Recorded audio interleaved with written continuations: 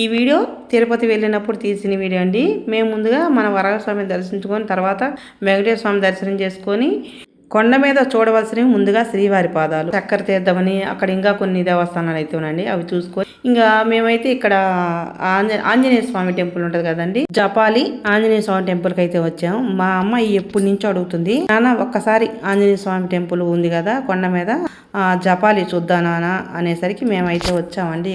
ఇక్కడికి రాగానే కింద మెట్లు ఎక్కాలి కదండి. అప్పుడు నేనేమన్నానంటే, అమ్మ నేను ఈ మెట్లు ఎక్కలేను, నాకు మోకాలు నొప్పిగా ఉంది, నాన్న నువ్విద్దరు వెళ్ళేసి రండి అని చెప్పాను. అంటే 1 కిలోమీటర్ రాను 1.5 కిలోమీటర్ ఉందంట. అంటే ఏ గుడి దగ్గరైనా సరే మెట్లు ఎక్కడం దిగటం, అందుకని చెప్పేసి నేను ఆ మాట అన్నాను. కానీ అక్కడ మనకన్నా ముందు నడిచిపోయే వాళ్ళు ఉంటారు కదండి, అసలు ఆ వయసు లేదు ఈ వయసు లేదు, వాళ్ళంతా నాకన్నా పెద్ద వయసు వాళ్ళే పోతున్నారు, నేనెందుకు పోలేకపోతున్నానని చెప్పేసి ఇంత దూరం వచ్చి ఆ నాయన చూడకపోతే అస్సలు ఇంకా మనసు అస్సలు బాగుండదని చెప్పేసి నేను కూడా నిదానంగా నడుచుకుంటూ అయితే వచ్చానండి. ఇక్కడ చూస్తున్నారా పక్కన ఇవి ఉంటాయి, ఈ చెట్లు ఎదురు బొంగు చెట్లు అంటారు కదా, అక్కడే ఈ కొండ కోళ్ళు అంట 2 కనిపించేసరికి మీకు చూపిద్దామని చెప్పి తీశాను.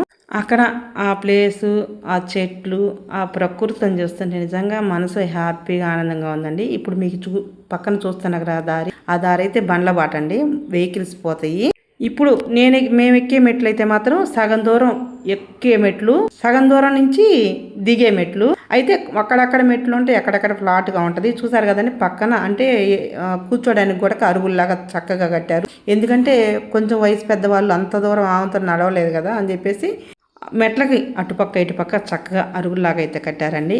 ఈ ఉడతలు చూస్తున్నారా, ఈ ఎర్ర ఉడత అసలు చూస్తుంటే ఆ ఉడతలు ఎక్కడ పెట్టాం కనిపిస్తున్నాయి మీకు, అందుకే కొంచెం చూపిస్తున్నాను. ఇప్పుడైతే మేము దర్శనం గుడి దగ్గరకు అయితే వచ్చేస్తామండి. అసలు అంటే ఆ అడవిలో ఆ ఫారెస్ట్ లో ఆ చూస్తుంటే నిజంగా మనం ఇలాంటి ప్లేసులు అన్నప్పుడల్లా రాలేం కాబట్టి తిరుమల వచ్చినప్పుడు చుట్టుపక్కల కొన్ని దేవస్థానాలు ఉన్నాయి కదండి, దగ్గర దేవస్థానాలు. మా అమ్మాయి కోరిక బలంగా ఉంది కాబట్టి ఈ జపాలి హనుమాన్ టెంపుల్కి అయితే రాగలిగామండి. ఇక్కడ షాపులు ఉన్నాయి, చిన్న షాపులు, అంటే ఎక్కువ లేవు కానీ ఇక్కడ షాపులు ఉన్నాయి. అసలు ఆ వయసు ఈ వయసు లేదు చూడండి, పిల్లల కానించి పెద్దవాళ్ళ కాడికి ఎంత చక్కగా వస్తున్నారు.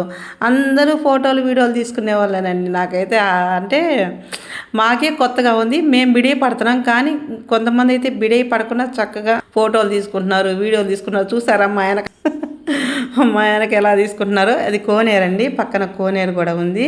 ఇక్కడ కోతులు చాలా ఉన్నాయండి. గుడి దగ్గరికి వచ్చిన వాళ్ళు ఎవరైనా సరే చాలా జాగ్రత్తగా ఉండండి. చేతులు అరటి పండ్లు చూసినా, కొబ్బరి చెప్ప చూసినా, ఏదైనా తినేది చూసినా మాత్రం దగ్గరకు వచ్చేస్తాయి, ఇంకా వాటికి ఇచ్చేదాకా వదలవు. అందుకని చెప్పేసి అక్కడికి వచ్చిన వాళ్ళు ఎవరైనా సరే చాలా జాగ్రత్తగా ఉండండి. ఇప్పుడైతే మా అమ్మాయి అయితే కొబ్బరికాయ, దేవుడి దగ్గర హనుమాన్ టెంపుల్లో కొబ్బరికాయ కొట్టడానికి కొబ్బరికాయ తీసుకొచ్చింది. ఫోన్ అక్కడ గుడి దగ్గరికి తీసుకెళ్ళడానికి మేమే తీసుకెళ్ళలేదు, ఎందుకంటే అక్కడ తీయకూడదని బోర్డు పెట్టారు లోపల. ఇంకా కొబ్బరికాయ కొట్టుకొని వచ్చి మేమైతే ఇక్కడ కూర్చొని ఉన్నాము. కూర్చొని ఉంటే మా అమ్మాయికి ఒక సబ్స్క్రైబర్ అంట, వైజాగ్ అంట వాళ్ళది. మా అమ్మాయిని పలకరించి చక్కగా కాసేపు అయితే మాట్లాడారండి.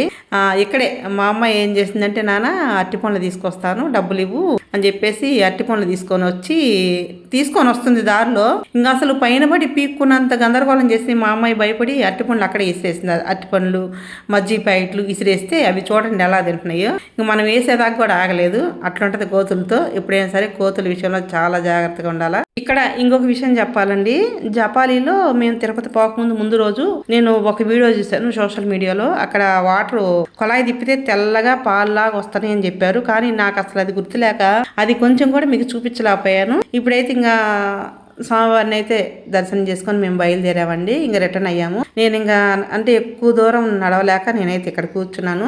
అయితే దారి కొనకు అంటే మెట్ల మార్గంలో సైడ్ అటు ఇటు అరుగులు ఉన్నాయి కాబట్టి చక్కగా ఎక్కువసేపు నడవలేమని బాధపడకుండా అక్కడక్కడ కూర్చుంటూ నేనైతే కొంచెం అలసట తీర్చుకుంటూ నడవగలిగానండి.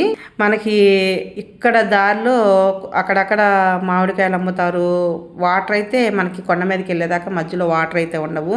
ఇంకా నేను మా వారు చేయి పట్టుకుంటూ నేను అటు దిగానండి. ఎందుకంటే దిగేటప్పుడు కొంచెం మోకాలు నొప్పిగా ఉంది.